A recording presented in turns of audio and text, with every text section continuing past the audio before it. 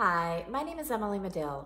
I'm here with what I call my weekly happiness strategy video where I read aloud my weekly featured article. This week's article is called 3 Powerful Ways to Let Go of Stories That Hurt. Letting go of stories that hurt us, however true they may feel, is always the best gift we can give ourselves. This has been the hardest and most valuable lesson I have learned in life. It is one I continue to practice and grow from. Life becomes easier to navigate when we make a conscious effort to not attach to our stories with reckless abandon. When we allow our stories and hurts to flow through us without taking hold, we make room for something new and different to transpire. In the very least, we get off the hamster wheel of hurt. Letting go can be easier said than done when facing difficult situations, people, or triggers in our life. It is often the most challenging circumstances that give us the best opportunity to try this learning on. It is the deepest wounds that present us with the opening to experience the greatest amount of relief and peace on the other side. Each time we choose to not become a hostage to our painful stories, it becomes a little easier to release them the next time. Eventually, with practice, we can notice ourselves in a story before it ever takes hold of our spirit. We can let go with ease and grace. Here are 3 practices I use to help me let go of stories that hurt and instead make room for peace in my life. If they resonate, give them a try and see what shifts for you. Number 1. Breathe grace and ease into your hurt. We can use our breath to create space and a feeling of calm in our physical being. We can also use our breath to connect inwards to our inner spirit and truth. Accessing our breath as a helpful tool is something we can do anywhere at any time. Deep, conscious breathing is powerful. Often, a few deliberate calming breaths is exactly what we need to hit the pause button and make room to check in and reset.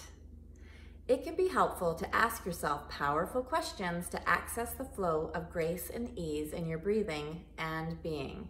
Here are a few options. What would it feel like to allow more grace in the situation? Breathe into that question and give yourself enough space to hear the soft whisper that will come.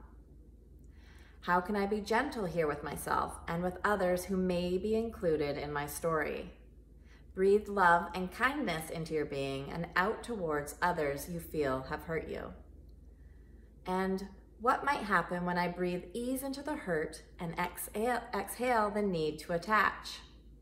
Allow your breath to flow with curiosity and without attaching to an outcome or story of what is to come next. Just allow yourself to be fully present as you breathe. Number 2, be the writer of your story. It is easy to forget we have a say in what we think, how we feel, and how we act. We can remind ourselves life isn't happening to us, but rather we receive life and write our story from our unique perspective. When we see ourselves as the writers we are, we gain a sense of hope there is a lighter, more enjoyable route we may consider walking. Recognizing that other people can't disempower us and hurt us without our permission is a shift worth making. Sure, we may still be triggered by others and lessons will be presented to practice standing in our power, but we can notice how much easier it is when we understand we are in ultimate control of how we feel. We can experience our stories and the people in them in a different light when we see ourselves as writers.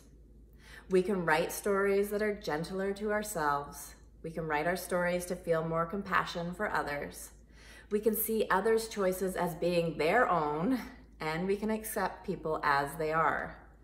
Our only business is how we choose to think, feel, and be. We all have been given creative license to write stories that will lead us to love and away from lingering pain. And finally, number 3, forgiveness is key. The simplest way to let go of something is to forgive. Yet somehow this simple shift can be the most challenging one to make. It is by not forgiving that we continue to hold on to our hurt. On this bumpy journey of life, we will all find ourselves in places where we need to forgive ourselves, other people on our travels, or circumstances in our lives. The bumps become much smoother to travel through when we make the choice to truly forgive. When we forgive, the hurt and fight from holding on can finally melt away. How might you give yourself the gift of forgiveness? What will shift when you become the story writer who allows more grace and ease in your daily travels? So that is our article this week, 3 powerful ways to let go of stories that hurt.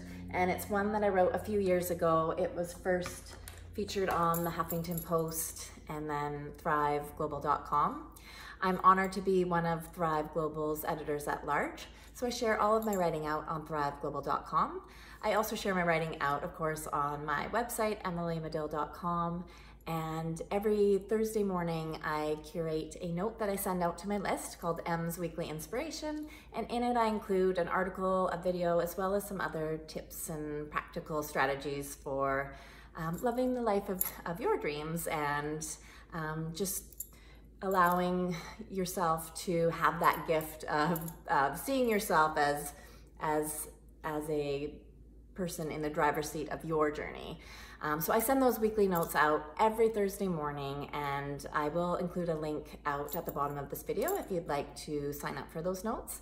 And I'll also include the link to the article in case you want to have a read through later. So I just invite you to try on any of these ideas presented today. They're probably ones that you've already heard.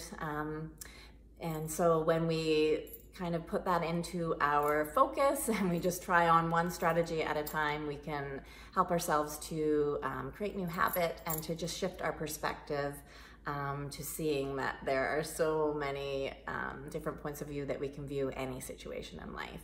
And in particular, when we're struggling or we're, you know, really sitting in a place of feeling that we've been wronged or feeling really hurt, it can perpetuate more of that story and that feeling, and it can be more challenging to shift out of that. So trying on a few of these different perspectives and ideas might just sort of help you shift through that a little bit.